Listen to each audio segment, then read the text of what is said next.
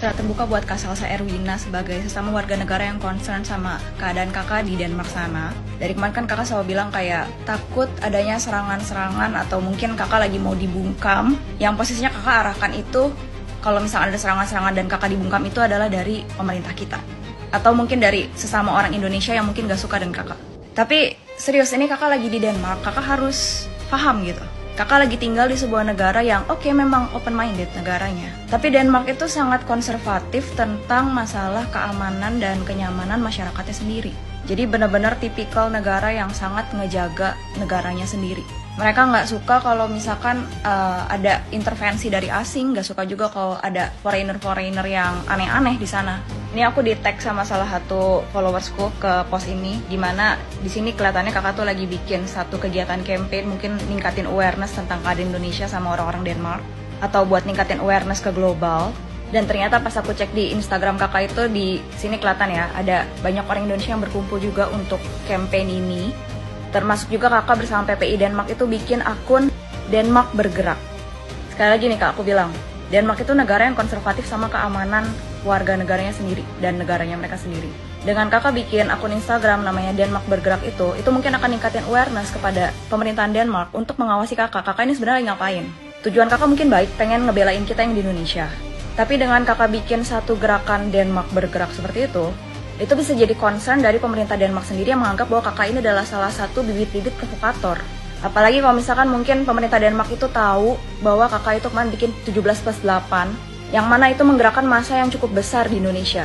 Kakak mungkin bilang kayak, oh itu kan gerakan organik dari masyarakat sendiri, nggak suka. Tapi coba kakak lihat berapa banyak kemarin orang yang pakai PP pink hijau yang kayak kakak contohkan itu.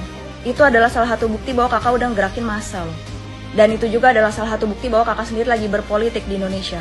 Tapi di negara-negara lain juga ada yang pada ikut-ikutan kok PPI-nya bikin acara demo-demo. Iya, tapi kan setiap negara itu punya beda-beda policy. Sementara negara tempat kalian berada nih, PPI Denmark dan Kasalsa, itu negara yang konservatif banget terhadap foreigner. Salah satu bukti bahwa pemerintah Denmark itu benar-benar concern banget dengan keamanan dan kenyamanan masyarakat Denmarknya sendiri, dan juga mereka konservatif terhadap foreigner itu adalah kalau misalkan mau apply jadi citizennya Denmark itu adalah salah satu yang paling susah. Surat terbuka untuk Mbak Salsa, Jerome, dan teman-teman penggagas 17+8. Kalian punya tanggung jawab besar atas perkubuan yang terjadi akibat penggunaan pink hijau yang diaplikasikan ke tuntutan rakyat 17+8. Disclaimer dulu, statement ini bukan untuk mendiskreditkan sumbangsi kalian yang begitu inspiratif di tengah kondisi negara kita yang sedang tidak baik-baik saja ini. Tetapi statement gue ini gue gagas untuk merangkul sesama rakyat tanpa ada pengkotak-kotakan, polarisasi, atau kubu-kubuan. Yang pertama, gue meminta kerendahan hati kalian untuk mengklirkan sebab akibat dari pink hijau yang saat ini memecah barisan rakyat yang tadinya satu barisan kini terpecah menjadi barisan pink hijau dan barisan non-pink. Alah bang, ngapain ngurusin pinknya sih? Fokus ke substansi tuntutannya aja. Betul, karena gue juga kepengen kita semua fokus ke tuntutannya. Jadi gue ngerasa Mbak Salsa dan teman-teman wajib buat statement yang clear tentang tindakan ibu kerudung pink itu salah dan tidak bisa dibenarkan. Baik itu ucapan rasial maupun ucapan ujaran kebencian yang bisa saja memprovokasi orang-orang. Kenapa? Karena inisiator dari pink hijau ini yang mana di awal statement kalianlah yang mengungkap bahwa pink ini mengambil ikon dan terinspirasi dari ibu-ibu kerudung pink yang ternyata faktanya orang yang mengucapkan kalimat rasial dan ujaran kebencian. Ditambah lagi Mbak Salsa sempat mengeluarkan komentar di videonya kalau video si ibu itu merupakan video deepfake atau AI. Dan Mbak Salsa tahu nggak kalau video tersebut sudah banyak yang menelusuri dan membuktikan bahwa itu video real. For information, sudah dikonfirmasi kalau video ibu itu real dan ternyata si ibu ini merupakan orang yang berkebutuhan khusus ya. Maksud gua, kamu harus revisi ucapan kamu, Mbak, karena komentar misleading kamu, efeknya netizen menjadikan ucapan kamu sebagai patokan dan justru menimbulkan ketidakpercayaan netizen terhadap kredibilitas dan reputasi kamu dan teman-teman yang lain. Nah, jadinya saat ini netizen menuduh kamu adalah gerakan dari propaganda lainnya gitu. Gue percaya kok kalau Mbak Salsa itu bukan yang kayak gitu, dan gue sangat yakin Mbak Salsa itu pure berniat baik membantu negara ini dan membantu kita semua. Nah, makanya ayo Mbak Salsa, Jerome, dan kawan-kawan penggagas 17+8 berikan klarifikasi. Katakan kalau kalian mengakui lalai dalam mengambil ikon pink dari si ibu itu. Buat mereka-mereka yang di bawah yang berspekulasi ini menjadi satu suara lagi. Atau ubah aja narasi Pink ini agar netizen nggak bertikai dan nggak terjadi konflik horizontal hanya perkara warna pink. Karena kita saat ini butuh rakyat menjadi satu suara, bukan terpecah-pecah seperti ini. Dan saat ini posisi dari statement kalian sangat dibutuhkan. Yang kedua, yang nggak kalah pentingnya, ini bukan terkhusus juga buat Mbak Salsa dan Jerome, tapi termasuk juga Bang Ferry, Andovi, dan teman-teman lain yang berjuang menyuarakan aksi damai aspirasinya di DPR kemarin. Gue berharap kalian bisa memberikan statement clear terkait yang pertama, statement terkait tidak menormalisasi penjarahan kemarin.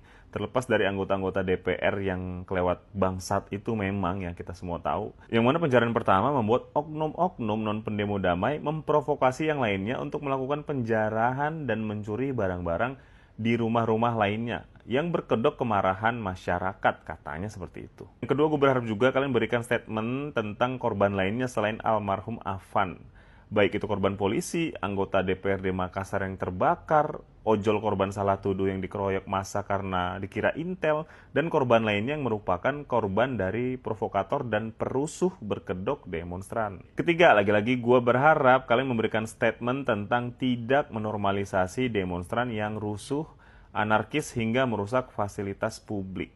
Ini nggak kalah penting agar hashtag warga jaga warga juga bisa berjalan dengan baik. Kita semua harus menormalisasikan, memberikan persepsi kalau demo itu tidak anarkis gitu. Yang mana saat ini cuma bisa diarahkan oleh kalian yang saat ini mempunyai power dan pengaruh massa yang cukup besar. Kenapa ini harus ada kejelasan?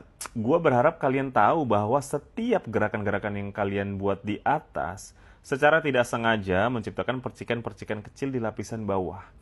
Sehingga rakyat menjadi punya permisif gitu untuk tidak sepakat dengan kalian.